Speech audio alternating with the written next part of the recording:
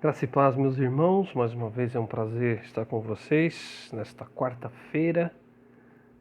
Hoje nós vamos estudar a palavra de Deus e eu quero que você abra sua Bíblia no Evangelho de Lucas, capítulo 5, a partir do verso 12, tá bom?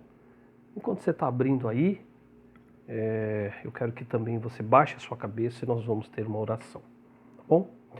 Nosso Pai, muito obrigado por esta noite. Abençoa as nossas vidas, dirija-nos neste momento onde estaremos estudando a Tua Palavra. Em nome de Jesus. Amém. Muito bem, então vamos lá. Lucas capítulo 5, a partir do verso 12. Acompanhe aí na sua Bíblia, tá bom? Aconteceu que, estando ele numa das cidades, veio à sua presença um homem coberto de lepra. Ao ver a Jesus, prostrando-se com o rosto em terra, suplicou-lhe: Senhor, se quiseres, pode purificar-me. E ele, estendendo a mão, tocou-lhe, dizendo: Quero, fica limpo. E no mesmo instante lhe desapareceu a lepra. Ordenou-lhe Jesus que a ninguém o dissesse, mas vai, disse, mostra-te ao sacerdote e oferece pela tua purificação, segundo o que Moisés determinou, para servir de testemunho ao povo. Porém, o que se dizia a seu respeito cada vez mais se divulgava e grandes multidões afluíam para ouvi-lo e serem curadas de suas enfermidades.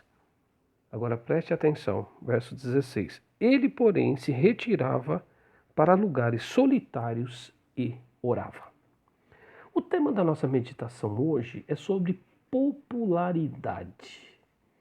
Muito diferente de um popstar, Jesus nunca buscou popularidade. Jesus era um homem discreto, simples, mas muito sábio.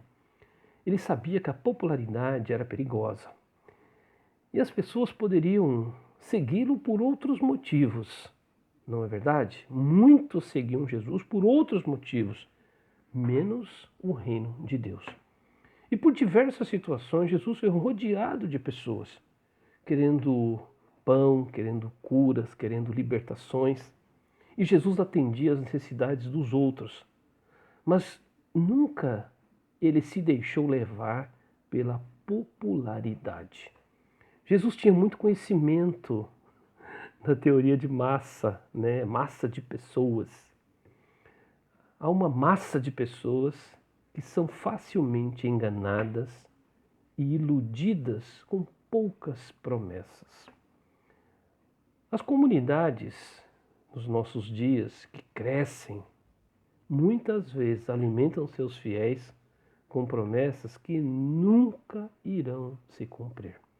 Por isso que a massa hoje de pessoas gosta de viver da ilusão, aprecia a mentira, se diverte com o momento, vive na realidade uma vida de engano.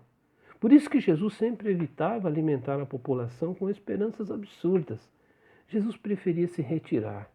Ele mantinha contato com seus poucos discípulos e isso era suficiente.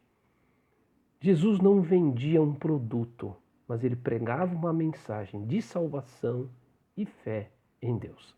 Por isso que quero fazer algumas considerações, meus irmãos, sobre essa questão da popularidade. Tá bom? A primeira consideração é que a popularidade ela traz conhecimento, mas ela não traz comprometimento. A popularidade nos faz conhecidos, não é, diante dos homens. E é incrível, por exemplo, nós temos alguns exemplos, como que o ex-presidente Lula ele ficou tão conhecido pelo mundo. É impressionante como Pelé ficou conhecido como o atleta do século, não é? E muitos outros personagens que nós vemos nos nossos dias, Neymar, Ronaldo, enfim.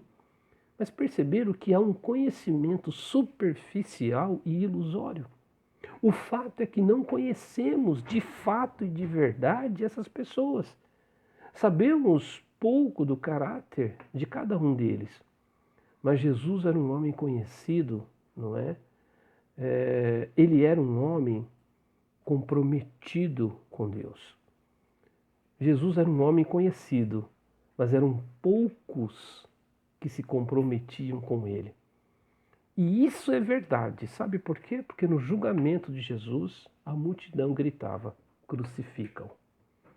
Na hora de assumir o compromisso ao lado de Jesus, todos o abandonaram. Por isso que a popularidade é uma atração à ruína, tá bom?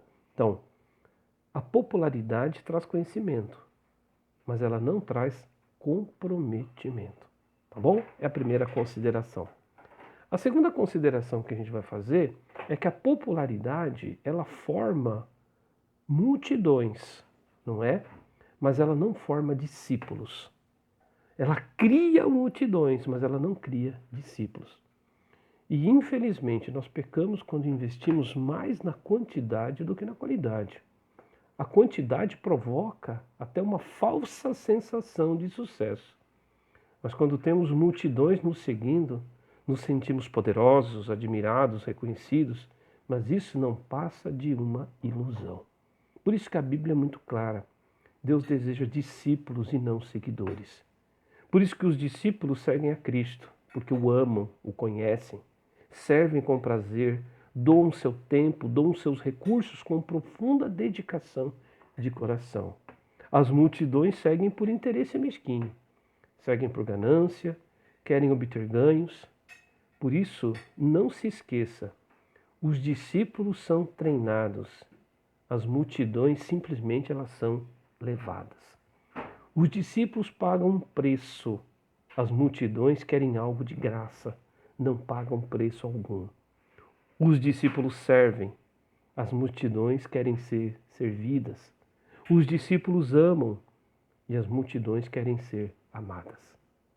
Muito importante, não é, esse detalhe. A popularidade, ela cria uma multidão, mas ela não cria discípulos. E a última consideração é que a popularidade, ela promove uma movimentação, mas ela não promove a reflexão. Uma das principais características das multidões é a movimentação. Se agitam, se levantam, né? Levantam bandeiras, gritam, pulam, fazem muito barulho. As multidões não refletem. As multidões não pensam objetivamente, não analisam, não criticam. Por isso que tome como exemplo o estádio de futebol. Quando uma pessoa começa a xingar o juiz, por exemplo, todos também xingam.